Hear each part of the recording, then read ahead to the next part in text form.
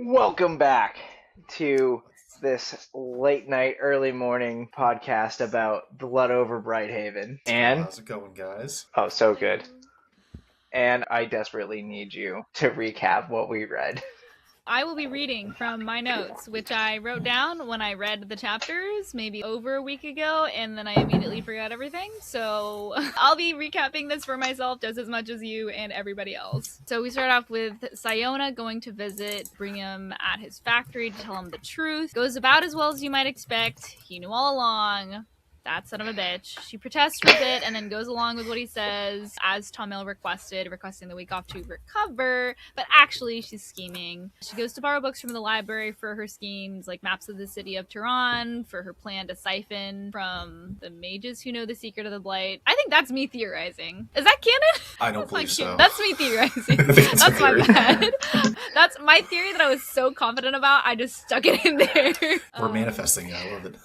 Yeah, we're manifesting. Manifesting war crimes. Yes, always. War crimes, but like revenge war crimes. Just war crimes. But anyways, while she's at the library, she gets confronted by Renthorn, who assaults her. Tomil shows up just in time, punches Renthorn, and rescues her. The other mages rush to the scene, and Sciona has to do some quick thinking to fire Tomil and attribute Renthorn's injury to a magic accident, because she's like, they're never gonna believe that it was Renthorn who attacked me. They're gonna like hate on Tomil, kill or imprison him or whatever. And they kind of still beat him up, but you know. Not kind of.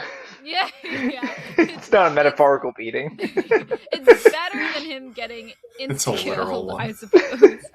Then she roasts the ever-loving fuck out of the other mages and dips, making a quick stop to pick up her broken spellograph. She talks to the head janitor there, and then the next chapter is called A Girl Talk, which I love. Shout out girls.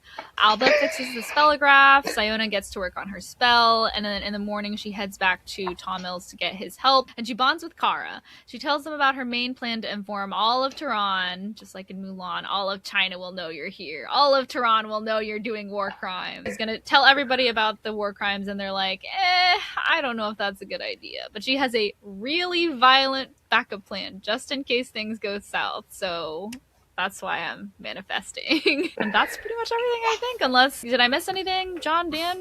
No, that sounded pretty No. All right, tight. Two people all right, who literally probably only just read the chapters recently and have it more fresh in their memory than I do. Yeah, I just read them like a few days ago, right before the book club chat. I always wait till the day of, and I'll read it. Yeah. I was ahead of it, except for the last half of the last chapter. And then I was like, oh my gosh, I have to finish this as you guys started texting. And I was like, I actually saw that you were not saying anything, and I was like, I wonder if John is still reading. I thought the same. I was like, he's being awfully quiet here. I know he's opinionated. All right. My first hot take here, not really a hot take, we'll call it a lukewarm take. Love starting off with a hot take. I feel like everyone's going to feel similar. Siona's grand plan, I hope, is more than just let's show the people the truth. Because when the people learn the truth, they will revolt with me.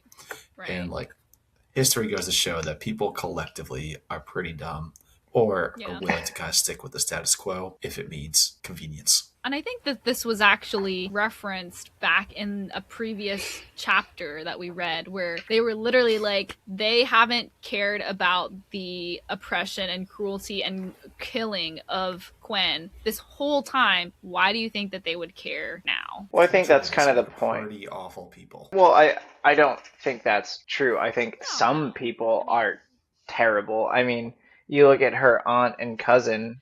That's what Sciona was kind of talking about. It's like, oh, it's not the glory, it's the friends I made along the way. Yeah, I mean, there's good people like that. And the baker and the baker's boy brother who was like so upset about the Quen death. But it's kind of just like, I would not put something so important as the lives of people in the hands of someone else, finding it in their heart to be kind and humane. I know, the cousins, Alba and Siona's people, they don't really know. But like the way the city is logistically, there's got to be thousands of guards who beat Quinn daily. There's got to be a ton of barrier guards who know what's happening. There's got to be a lot of people who like know how bad it is and just don't care about the Quinn. What do you think her plan is? I hope it's more than just opening up a giant spellograph in the sky and showing people what blight is. So I thought she was going to do a speech, projecting it overhead, trying to catch the high mages in the act. Yeah. And then if they don't, then Tonnel smites the high mages. I hope so. Yeah, that's what I'm thinking, is that during her presentation, she's going to like do her tell the people the truth thing, and then if any of the mages are trying to be like, no, we're gonna stop you or whatever, then she's gonna use her mapping to target their seats and be like, you get blighted. You I get hope so. blighted. You get put it in the group chat, and we need a little murder. We need a little murder here. Maybe a lot of murder even. I'm not picking. There is a lot of murder going on. Let's turn the tables on them. Every day in Tiran there's a murder going on. I'm hoping Siona's not going to try to talk it through. Right. But at the same time, I have read some posts about punitive justice and how that's not necessarily like the good solution, and how it's very like, oh, we need to punish people for their crimes. So I'm trying to be more hesitant about fully being like, we should kill bad guys. Like that's you know, it's not great. It's not great, but I like the Punisher's I do approach think to that some of the things. Just like you said, Dan, logistically, it's just not practical to be like, let's tell everybody the truth and hope that it all kind of resolves itself on its own. Yeah. The high mages gotta go. They gotta go. they just do. Yeah. Hey, go. Listen, I'm with you, brother.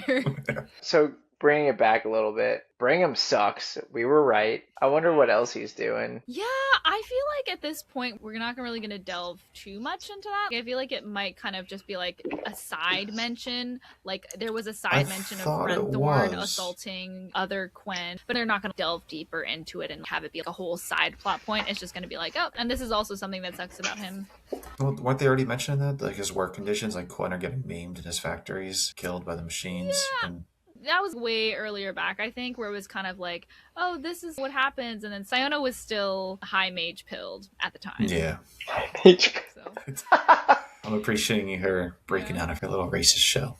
Oh, so much.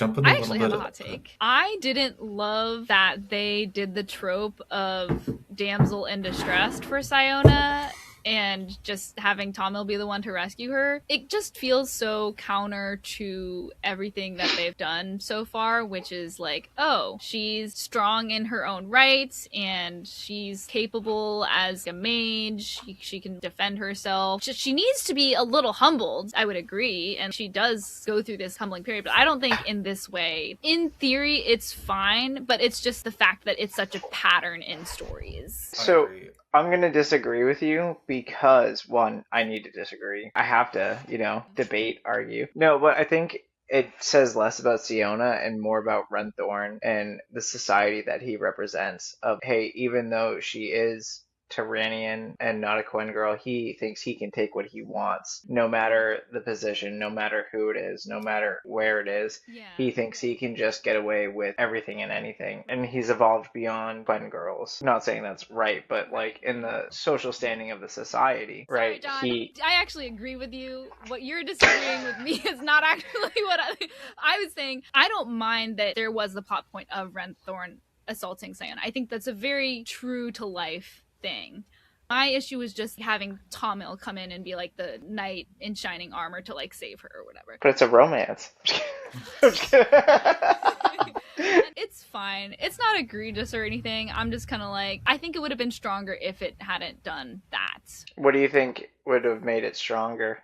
If she saved herself. Like how? She just magically blew him away? No, just like maybe if you know what, she used like a technique if, like Towel, like taught her or something like that. If Kara taught her a technique, I think like Kara punched her in the face like in another scene, and then Sciona was like, "Oh, like I'm gonna do like what this girl did," and just if Kara like goes for the eyes, goes for the throat, goes for the solar plexus. I didn't really see an issue with it, but I could see why you would. No, I did not. That's fair. It's not that scene too much. It was tropey, so I definitely agree with that. And this is me projecting, so this is not like a real criticism. I'm a little bit disappointed in Renthorn's character. He's just too much of like the mustache twirly villain. Like it's too easy to hate him. Yeah. I thought he would have been a more interesting foil if he was like the male counterpart of Sciona, like smart, capable, and like just maybe not a complete like still a piece of shit, but not like as far. So like now it's just like okay, like he's just too easy to hate, too villainy. Sure. Yeah, it's like there's no nuance in that. There's no like gray area. It's just like, oh, he's just an evil person. Yeah, psychotic. Yeah. Well, I think that's the point, that he's like cartoonishly evil, because what the high mages are doing is cartoonishly evil. Because the Quen were a pretty peaceful type society that got degraded to cannibalism and hunting down other tribes because they were so hungry. See, I don't think it's too cartoonishly evil though. Like we did that to a history of people have done that to other people. Yeah, it's like I claim that. I acknowledge that. That's what I did last weekend. We as a people in history, like you just think about when like America was being discovered and like what we like overhunted and like really screwed all the Native Americans over. Like that was like real. I mean, it wasn't. But I mean, like, there are guys like Renthorn out there too, so. True. Yeah. I think it's semi-related to this topic. The misogyny in the book, I am hoping for more than just like, the women are too fragile to handle the truth, and that's why we never promoted them. I'm also hoping, yeah. Because I know in real life, like, this is a real problem, this is a real thing, and like, sometimes like, that's just the reason for it, that's a real life thing. I like my fantasy to take it a step further. I want to like, I like to read for escapism, and I want a little bit more than just be like, yeah, it sucks because it sucks, and real life sucks because it sucks. Yeah. No, I get that. Like, I really liked that logic of, when women were the powerful witches because they stayed home mostly to take care of the children, and that's when they would have time to study magic. Yep. So I am also hoping for something a little bit more than like, they're just too fragile. Oh, did I tell you guys that I was literally like so pressed about the misogyny and everything that I like went and looked up like what are the origins of misogyny in real life, and then I was like just digging hopelessly, and then I found this like research paper about like hoeing versus like plowing societies and how like that is and I was just like, you know what, I can't care about this. I can't care about this that much. Hoeing versus plowing. Give me your thoughts in the comments, guys. This is where misogyny started. Oh my gosh. Like studying the cultures of like patriarchies and matriarchies and be like, why they do this and why do they do this? Right. I mean, I'm sure it's interesting. I'm sure there's like interesting things out there, but I'm just like, I can't be reading this like 40-page essay on hoeing versus plowing societies in terms of misogyny. Maybe one day, but not right now. I've got stuff. Next week's episode. One of my favorite scenes was the Sciona Kara girl talk. Oh yeah. So fun. When Kara said, if I was going to hurt you, I'd do it to your face. And Sciona said, didn't you try to stab me in the back? She's like, well, I would have called your name out right before. I love that. Girl, chill out. Yeah, so funny. And she Kara roasted the shit out of Sciona. I have quotes written down. So why are you here exactly? You gonna scream and cry some more about stuff that's your fault? I'm not trying to make you feel sorry for me, I promise. Yeah, well, you're so floppy and shrimpy and pathetic, it's hard not to. Kara's like, you do look like you were born of a sickly woman. Bro, let her live. You look like you were born of a sickly woman is how I'm gonna start insulting people. Bro, ruthless. It's so mean middle school, high school girl, you know? Not even just girls, but just like in general, middle schoolers and high schoolers can be so mean. Kids are mean. Kids and teenagers are mean. They're very honest and they're mean. Yeah, and I mean, like, I think that being a teenager is so rough that it's okay if they do that. It's alright, you know? But it's like, dang. Kara really came for Siona's throat and did not let up. Not once. Siona's going to request a lobotomy after a conversation with Kara. I have a take. I think Tonnel needs to be more about that action. He's like, no, we can't do this. It's like, no, dude, you gotta ride the lightning. You gotta go full bore, dude. You're either in or you're out. I want it. I want violence. I also want violence, but I do 100% understand where he's coming from, just because when you've grown up in a society that's like, if you step out of line, you will be killed, when you're responsible for taking care of the last other person of the member of your tribe, you're going to put a mask on, you're going to keep your head down, you're going to just do whatever you need to do, repress your own instincts and your own morality and your own conscience in order to just survive. So I understand that, and I understand why it might be hard for him to be brave and be bold now, just because you get out of practice with it. He did punch a high mage, so he's making steps. That's true. He's That's making true. steps. Because Tonnel and Sciona are deeply in love. I guess. It's fine. The romance is fine. Yeah, it's been fine. It's cute. It's the friends we made along the way. Yeah. It's the friends we made along the way. Yeah. I'm enjoying the book a lot so far. It really hinges on how this ends, though. I think it'll be fine. I think so too. I do trust it. Like, I'm having a good time. I really like in between the chapters the different Tyranian laws and passages, where right before 17 they had a whole passage from Archmage Justice Mandor Thurwin about how Quen female are not people. I was just like, oh my gosh, I have it prepared in case anyone wants to hear it. It is my final determination that the Quen female who dresses improperly, labors outside the home, and engages in all manner of masculine activities unbefitting her supposed sex does not qualify for a woman's right and protection under Tyrannish law. We do not afford the cow gentler treatment than the bull, nor do we afford the mare gentler treatment than the stallion. If we begin making exceptions among our human beasts of burden, sloth will take them, and we, the true Tyrannish, will know no peace. On this basis, I dismiss the request that Quen may claim in the court the same rights and protections as a Tyrannish lady. That's horrible. That just stinks. Honestly, that brings me back to burning it all down. I think we need a hard reset. Yep. I had a quote that I liked that I wanted to bring up, which was when, I think it's Sciona, because the quote is, "They're either evil or they're stupid," Kara had said, and now Sciona knew which. I liked that quote because it reminded me of Hanlon's razor, which is this rule of thumb philosophical razor that's basically saying, never attribute to malice that which is adequately explained by stupidity.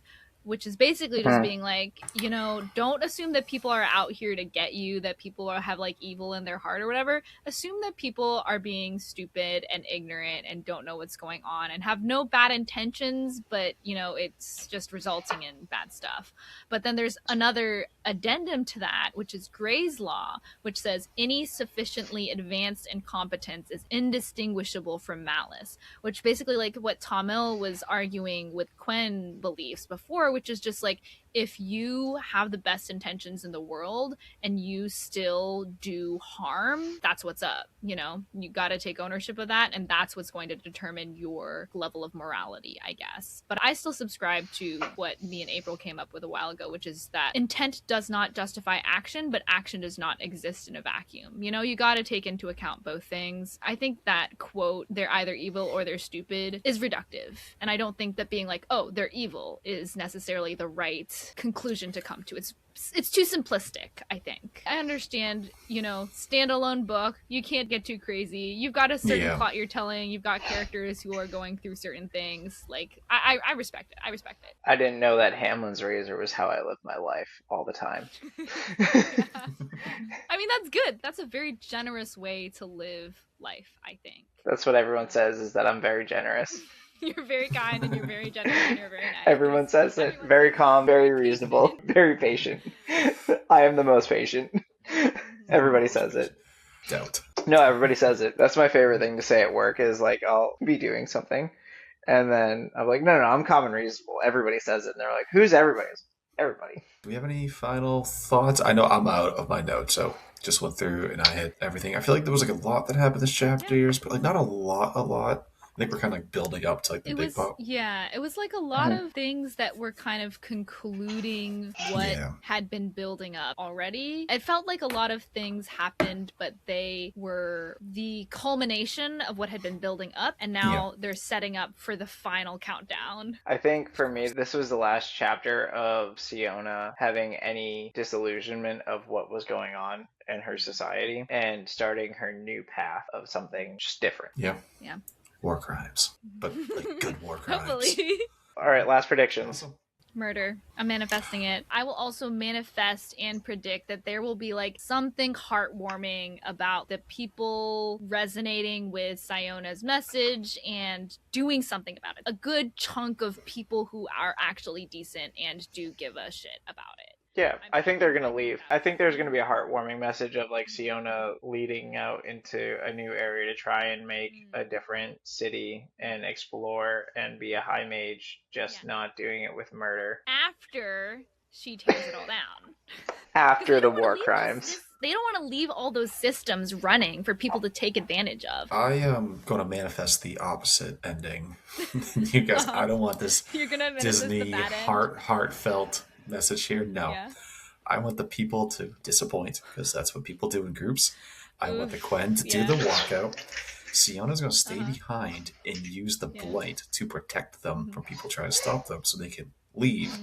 And then she's going to crash and burn the whole system, because Tiran kind of deserves to burn down a little bit. All of them? No, I hope the good ones walk out too. I don't know, dude. That's a you can't do absolutes like that. Yeah, only the Sith deal in absolutes, as they and say. Dan, you're sounding real Sithish. Then I'm gonna go Sith. That's okay. This is a people. They're a little overrated. This is people who were apparently fine with laws passing that Quen women are just like not people. They're like, oh yeah, they're cattle. You can do whatever you want. This is a culture. I mean, are you fine with every law passed in our society? I knew you were gonna bring that up. We're not treating people openly as cattle. Things are maybe not great, and I'm not gonna get to any conversation about that. But we're not at the point where like, oh yeah, I can go and like punch that person in the face and face no repercussions because they are not legally a person. Like, we're not there yet. This is way worse.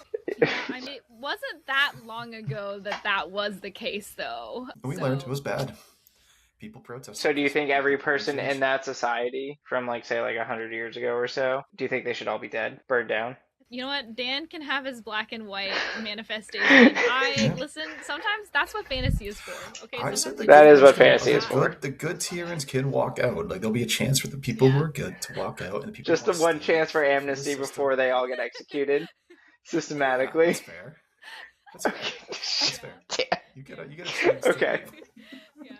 Sure. Dan sounds like me when I talk about the things that I would do if I was dictator of the multiverse. You know, I understand that authoritarianism and dictatorships are bad, but if I was the person in charge, it would be okay. Just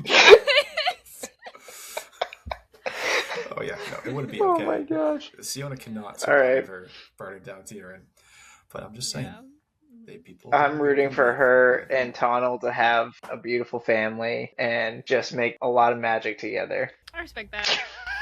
I guess. Boo. I guess. Go watch a Pixar film. Well, that's us. I think next chapters are 18 through 20, and then we just have one more before the end. Thank God we have you, Anne, because I was not prepared for that. I was just going to say, like, chapters will be down here. That's alright. I got it. It's in my notes. Hashtag notes. I got notes. Alright. Bye, everybody. See you later.